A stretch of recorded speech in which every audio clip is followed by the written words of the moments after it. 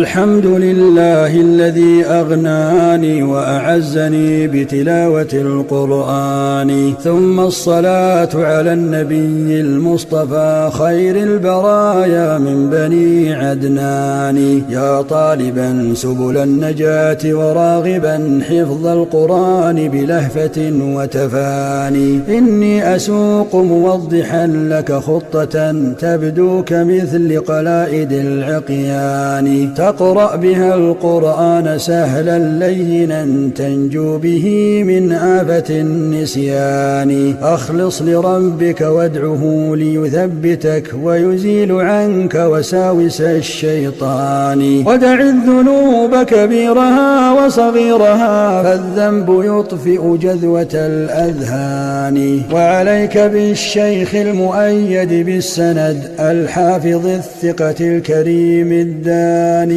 الزاهد الورع المضيئة حاله بمكارم الأخلاق والإيمان. لا تنقطع عن درس شيخك مرة واحذر من الإهمال والروغان، اذهب إليه ولو بحفظك آية فالوصل يروي ظلة الظمآن. عقب الصلاة احفظ 3 أسطر مع كل فرض لا تكن بالواني، مجموعها هي 10 مع 5 في كل يوم باسم ريان، مجموعها في 6 يا صاحبي 90 سطرا وضحت ببيان. في 7 الأيام راجع ما مضى لتثبت المحفوظ في رسخان، إن شئت فاحفظ 5 آيات فقط في كل يوم طيب الأركان، مجموعها 50 مع 100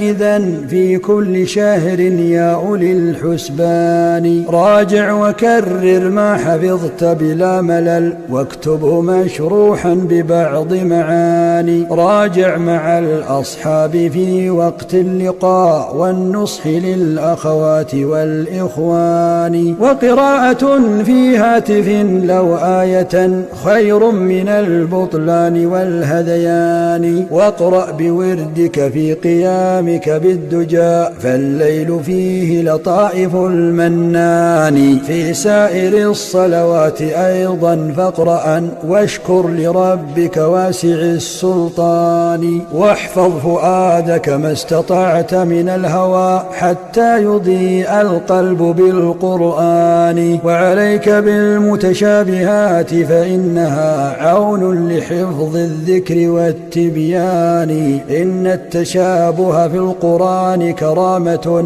للحافظ المتدبر اليقظان. وإذا ختمت فراجعا في 7 متأسيا بنبيك العدنان، وابرأ من الشرك الخفي وشره واطهر من الأحقاد والأضغان. لا تنتظر أبدا ثناء من أحد أو مأربا إذ كل شيء فاني، سر خاشعا والبس ثيابا طيبا متطيبا بالطيب والريحان، وخذ السواك مع القرنفل في فمك متنظفا لحلاوة القرآن. ودع القبائح والرذائل والمراء لا تغدو في الأفعال كالصبيان. ودع القراءة في مكان سيء كمكان أهل الفسق والعصيان. ودع التسول بالقرآن وعش به رجلا كريم الطبع غير جبان، واستغن بالقرآن عن دنيا البشر ثم استعن بالخالق الرحمن. نزل القرآن لتعملوا قومي به لم يأت للزينات والأحزان. يا حامل القرآن فاقرأ وارتقي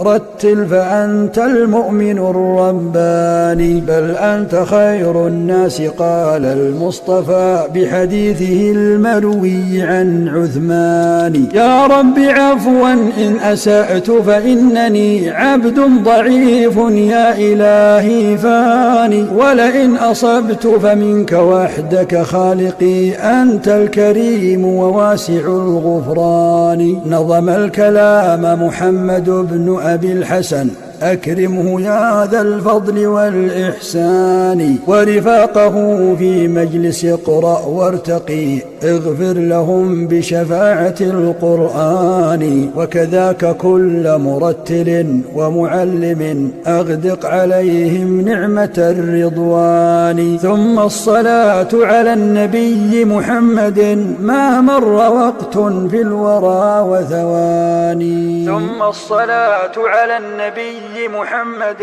ما مر وقت في الورى وثواني.